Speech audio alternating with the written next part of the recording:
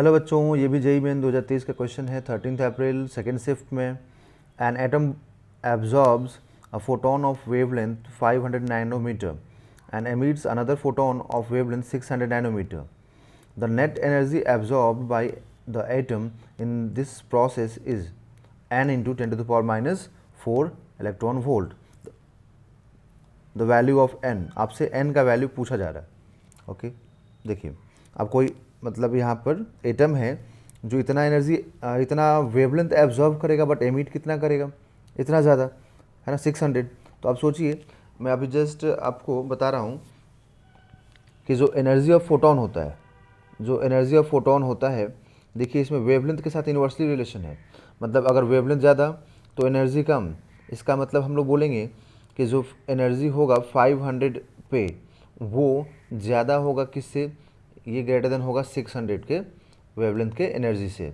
इसका मतलब कि एब्जॉर्ब ज़्यादा कर रहा है और एमिट कम कर रहा है ना। मान लीजिए कोई अपने पास ऐसा मेटल है, तो उस पर जो एनर्जी आ रहा है उसमें से एब्जॉर्ब ज़्यादा किया और एमिट कम किया, ठीक। तो इसका मतलब जितना एनर्जी उसने लिया उससे कम उसने एमिट किया, तो कुछ तो वो एब्जॉर्ब भी कर गया होगा।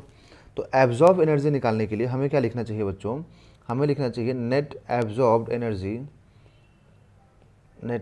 एनर्जी इज इक्वल टू, देखिए Hc बाई 500, ठीक है, नैनोमीटर। और 500 नैनोमीटर को आप एंगस्ट्रॉम में लिख दीजिए, सबसे बढ़िया 5000 angstrom, okay, minus Hc by 6000 angstrom. समझ में आ रहा है आप लोगों को बच्चों? यहाँ पर हम क्या कर सकते हैं कि 500 नैनोमीटर को हम लोग यहाँ पर 5000 एंगस्ट्रॉम भी लिख सकते हैं, ओके।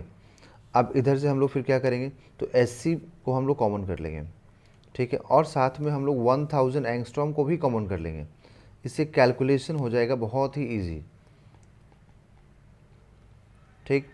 तो अब यहाँ पर देखिए Hc को हम लोग क्या लिख सकते हैं बच्चों, 12400 इलेक्ट्रॉन वोल्ट एंगस्ट्रॉम, ओके, और ये हो जाएगा 1000 एंगस्ट्रॉम। इसका एलसीएम लेंगे तो 6 - 5/30 आएगा, okay.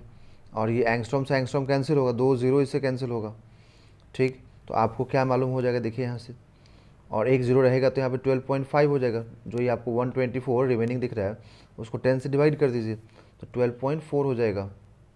12.4 into 1/30 that is upon 30, ठीक। अब इसको, और साथ में ये इलेक्ट्रॉन वोल्ट तो रहेगा ही रहेगा बच्चों। तो अब इसको आप डिवाइड करेंगे तो अप्रॉक्सीमेटली जो आएगा वो 0.4133 इलेक्ट्रॉन वोल्ट आएगा, जिसको आप ऐसे लिख सकते हैं 4133 into 10 to the power -4 electron volt, okay. देखिए 10 to the power -4 into electron volt, और यहाँ पर भी बच्चों वही आया, ठीक है। तो आप n का वैल्यू क्या बताएंगे यहाँ पर, n इज इक्वल टू 4133, ये अप्रॉक्स है, और आप एग्जैक्ट वैल्यू लेंगे तो थोड़ा बहुत का चेंजेस आएगा।